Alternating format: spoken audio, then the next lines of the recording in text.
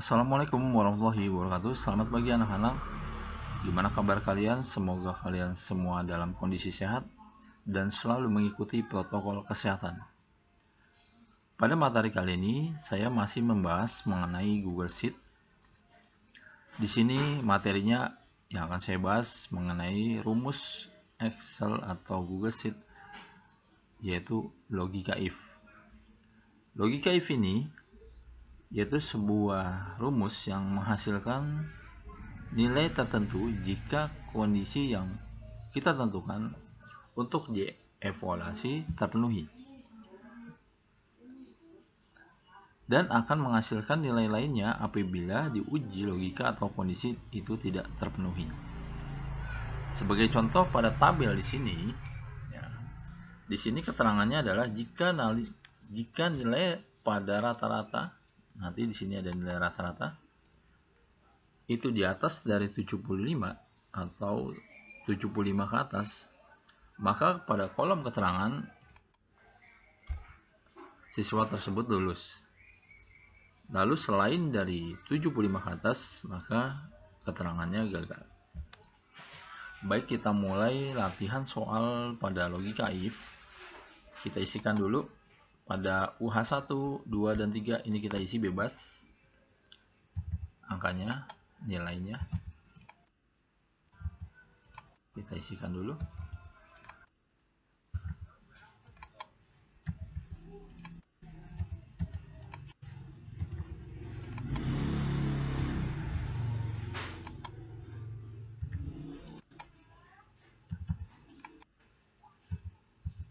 Oke, saya sudah mengisikan nilai pada UH1, UH2, dan 3.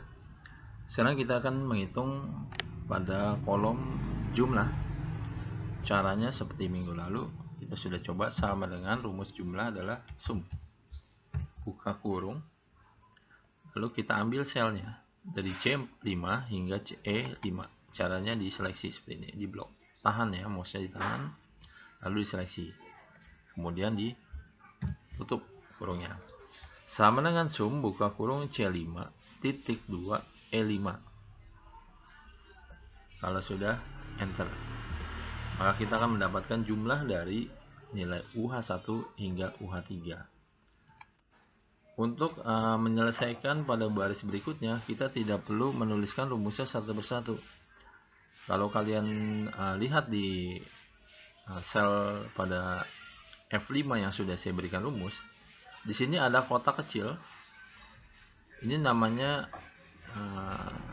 teknik fill series untuk mengcopy langsung rumus yang sudah kita buat di F5, lalu kita berikan di F6, 7, dan F8 secara otomatis. Caranya seperti ini, arahkan mouse di pojok kanan bawah, klik sampai ke bawah, maka rumus sudah tercopy semuanya. Sudah ada di sini rumusnya sum C6 sampai E6. Di sini juga C7 sampai E7. Nah, seperti ini.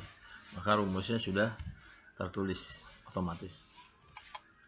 Lalu untuk rata-rata sama dengan average. Buka kurung. Lalu selnya dari U1 hingga U3, UH3 kita tutup kurung. Rumusnya sama dengan average, buka kurung, C5 titik 2 E5. Kalau sudah, kita enter. Nah, melakukan cara yang sama fill series untuk mengcopy file ke bawah. Oke. Nah, di sini hasilnya masih dalam bentuk koma. Kita bisa lakukan pembulatan pada rata-rata ini, menambahkan rumus di depan average. Caranya sama dengan tambahkan round, buka kurung. Nah, round ini fungsinya untuk rata-rata. Terus kita coba di belakangnya koma 0. Oke, apakah berhasil? Kita coba enter. Oke, error. Kenapa error? Kita cek kembali rumusnya. Nah, pada aplikasi saya, di sini settingan saya menggunakan bahasa Indonesia. bukan menggunakan bahasa Inggris. Sementara pada penjelasan di sini, komanya ini menggunakan titik koma. Nah, maka koma saya ganti menjadi titik koma seperti ini. Nah, kalau komputer kalian settingannya bahasa Inggris, maka bagian titik koma ini diganti menjadi koma. Jadi kalau apabila ketika kalian coba error, maka kesalahannya pada bagian di sini, koma ataupun titik koma. Koma untuk settingan bahasa Inggris, titik koma untuk settingan bahasa Indonesia kalau sudah enter. Nah, seperti ini, maka hasilnya ini error. Lalu kita lakukan langkah berikutnya, kita tarik bawah, maka rata-rata sudah otomatis nilainya bulat. Lalu kita coba cari nilai tertinggi. Kemarin kita sudah coba sama dengan max, buka kurung. Nilai tertinggi dari mulai F5 sampai F8 ya, kita seleksi saja. Ya, sama dengan max, buka kurung, F5 sampai titik 2, F8 tutup kurung. Nah, untuk ke sebelahnya caranya sama, tarik saja ke sebelah, maka sudah ada nilai tertingginya. Terendah sama dengan min, buka kurung, berarti dari F5 sampai F8 sama, tutup kurung. Kalau sudah enter, nah kemudian kalian tarik ke kanan untuk mengcopy rumusnya. Nah, kita masuk pada kolom keterangan. Di sini tadi sudah dijelaskan di bawah, kalau rata-rata di sini di atas dari 75 atau 75 ke atas, maka keterangannya lulus.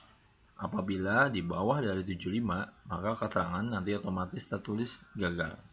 Rumusnya pada keterangan ini jangan lupa diawali dengan sama dengan, untuk menuliskan rumus sama dengan if, buka kurung. Nah, di sini dijelaskan ekspresi logika jika benar dan jika salah. Maka logikanya kita tulis dulu. Jika rata-ratanya lebih besar sama dengan 75, rata-rata ada di sel G5, klik G5. Nah, jika di G5 lebih besar sama dengan 75, berarti kita tuliskan lebih besar sama dengan 75. Nah, saya menggunakan titik koma. Ini rumus ekspresi logikanya ini. Jika rata-rata atau G5 nanti lebih besar sama dengan 75, maka titik koma. Apa jawabannya, keterangannya di sini adalah lulus. Ya. Kutip lulus, kita ketikkan kata lulus. Kenapa harus pakai kutip? Karena lulus ini teks. Nanti kalau dia angka, misalnya kalian mau menjelaskan di sini rupiah ya, angka, maka tidak menggunakan kutip. Ya. Setelah itu, kalau dia nanti 75 ke atas, dia lulus. Berarti selain itu dia gagal. Nah, kita titik koma kembali. Nah, kita langsung tuliskan saja kutip gagal. Kenapa rumusnya seperti ini? Karena logikanya dia akan mencari, jika di kolom rata-rata nanti 75 ke atas, dia langsung menuliskan kata lulus. Maka selain rumus ekspresi yang logika di depan ini, berarti keterangannya adalah nanti kan gagal. Nah, kalau sudah, kita tutup kurung. Nah, di sini buka kurung sekali dan tutup kurung sekali. Kalau sudah, tutup, kita enter. Nah, maka hasilnya pada nama Andi rata-rata 80, maka keterangannya lulus. Kita coba tarik ke bawah. Nah, yang di bawah dari 75 dia gagal. Sekarang kita akan coba apakah rumus ini berhasil kalau nilai rata-rata 75, posisi ada di tengah-tengah. Mari kita coba pada nilai Cika ya. Saya ganti 75 75. Oke, dia lulus. Saya ganti sedikit 73. Dia 74, berarti dia gagal. Maka rumus ini berarti sudah benar. Ya. Dia akan menentukan keterangan lulus dan gagal pada rekapitulasi nilai informatika. Ini berikut adalah fungsi logika if sederhana. Nah, saya akan coba lagi. Misalnya di sini saya menggunakan angka ya. Misalnya latihan soal berikutnya, saya ambil namanya misalnya golongan.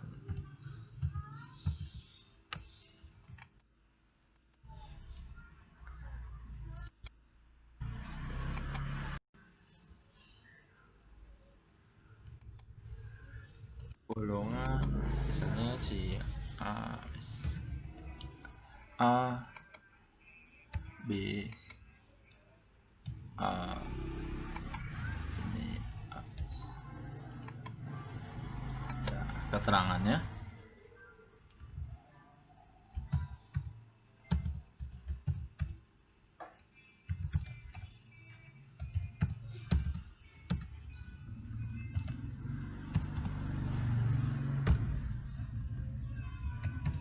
jika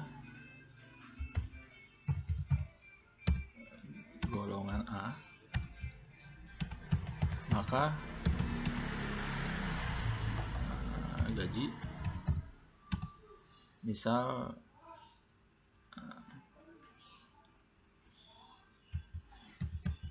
2 juta.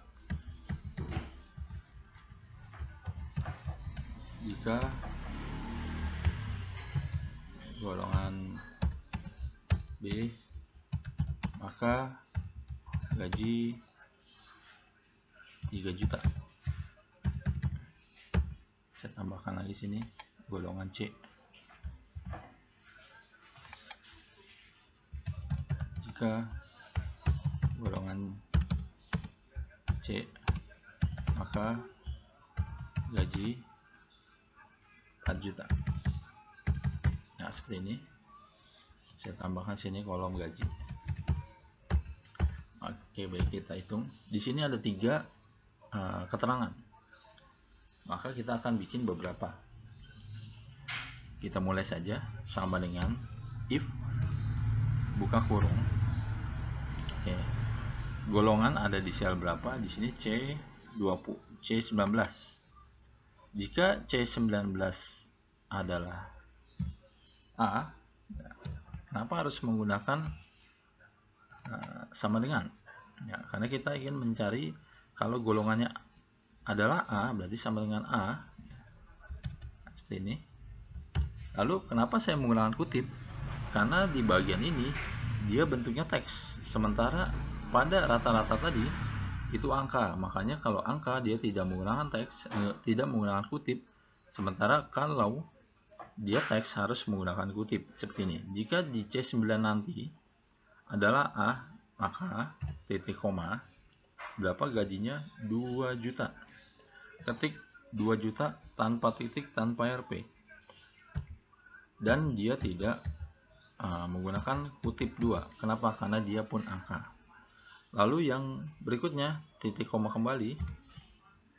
Dia masih ada 2 logika lagi. Maka saya harus ulangi lagi kembali. Seperti di awal, if kembali, buka kurung. Pada sel yang sama, C19, sama dengan kutip apa yang sekarang golongannya adalah B. Ya. B. Nah, lalu maka kalau B berapa gajinya? Dia 3 juta. 3 juta. Nah, kita sudah dapat 2 ekspresi logika di sini. Jika golongannya A 2 juta, jika golongannya B 3 juta. Nah, kemudian titik koma lagi. Kalian bisa ulangin cara yang sama, ataupun kita langsung saja mengetik angka 4 juta. Karena kalau bukan A, bukan B, maka dia akan menulis atau memberikan gajinya langsung otomatis 4 juta. Nah, seperti ini. Ini rumus pertama sudah selesai sampai sini. Kemudian rumus kedua untuk golongan B selesai sampai sini. Berarti apabila dia tidak menemukan A dan B, maka langsung gaji tertulis 4 juta. Jadi di sini akan tertulis untuk golongan C. Karena dia buka kurungnya ada 2, 1, 2, maka di bagian belakang kita harus menutup kurung sebanyak 2 kali. Seperti ini. Nah, kalau sudah, kita enter. Nah, maka gajinya 2 juta. Saya tarik rumusnya. Nah, kita lihat. Maka pada rumus gaji di sini sudah sesuai dengan keterangan di bawah. Ingat, untuk teks dia menggunakan kutip, kalau angka dia tidak menggunakan kutip. Apabila pada bagian angka kalian gunakan kutip, maka angka-angka ini tidak bisa dijumlahkan karena dia bukan bentuk angka melainkan bentuknya teks.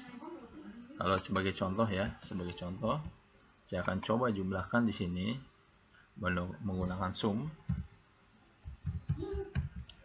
Ya, saya jumlah dari atas sampai bawah. Oke, hasilnya muncul. Tapi kalau rumus ini saya menggunakan kutip,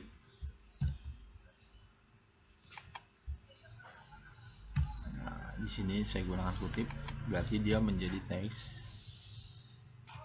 Kutip 2 ya, bukan kutip 1. Saya gunakan kutip, kita lihat apakah jumlahnya bisa kita jumlahkan. Nah, dia 0. Kenapa? Karena di sini angkanya bukan sebuah angka melainkan sebuah teks, makanya tidak bisa dijumlahkan. Ya, jangan sampai salah. Untuk rumus logika if ini, untuk huruf gunakan kutip, kalau angka tidak menggunakan kutip.